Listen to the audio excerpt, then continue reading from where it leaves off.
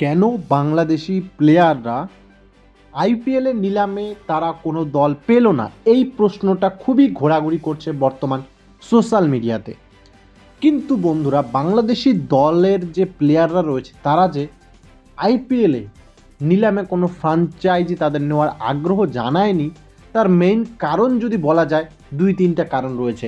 আমি সেই সমস্ত কারণগুলো এখানে বিশ্লেষণভাবে তোমাদেরকে জানাচ্ছি। নাম্বার ওয়ান কারণ, আইপিএল একটা শর্ট টাইমের টি-20 ফরম্যাটের খেলা, যেখানে সব প্লেয়ারের স্ট্রাইক রেট প্রচুর পরিমাণে বেশি হওয়া প্রয়োজন এবং যারা মোটামুটি কম বলে বেশি রান করতে পারবে সেই ধরনের প্লেয়ারদের আগ্রহটা এখানে বেশি। কিন্তু বাংলাদেশের বর্তমান যে ক্রিকেট দল রয়েছে, তাদের যে প্লেয়ার রয়েছে, তাদের কোনো প্লেয়ারের সেই রকম স্ট্রাইক রেট নাই যে বেটার পারফরমেন্স করবে, কম বলে বেশি রান নেবে। যেখানে বাংলাদেশি ব্যাটারদেরকে আমরা দেখতে পেলে নাজিমুল হাসান শান্ত টেস্টের থেকেও খারাপ খেলে কখনো কখনো টি-20 ফরম্যাটে।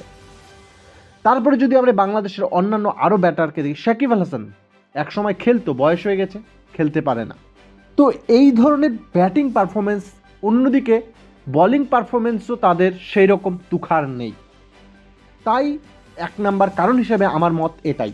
দুই নাম্বার কারণ, বাংলাদেশ যেভাবে তাদের প্লেয়ারদেরকে নিয়ে মাতামাতি করে, জিম্বাবুয়ের সিরিজের জন্য যখন মোস্তাফিজুর রহমানকে আগেরবার সিএসকে টিম থেকে বার করে নিয়ে চলে গিয়েছিল খেলা শেষ হওয়ার আগেই, সেখানেই কিন্তু সিএসকে বুঝে গিয়েছিল যে এই বাংলাদেশের প্লেয়ারদেরকে আর কখনো নেওয়া যাবে না, যার জন্য এবার সিএসকে কোনোভাবেই আগ্রহই দেখায়নি।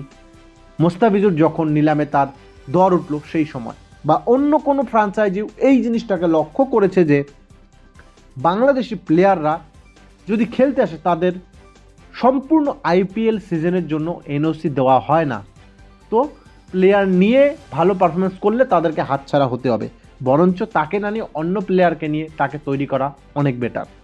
এটা গেল দুই নাম্বার পয়েন্ট। তিন নাম্বার পয়েন্ট, যেটা আমার মনে হয় যে ন্যাশনাল ইন্টারেস্ট।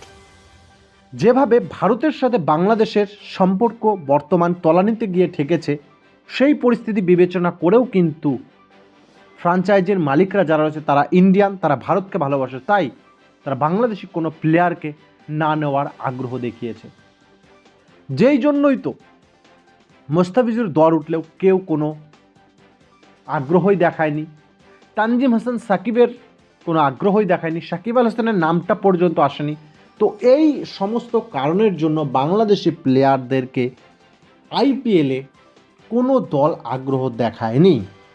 বন্ধুরা, আমার এই সমস্ত মন্তব্যর বাইরেও তোমার কি মনে হয় যে অন্য কোনো কারণ রয়েছে যে বাংলাদেশ যে প্লেয়াররা রয়েছে তাদেরকে কেন আইপিএলে নিল না ইন্ডিয়া?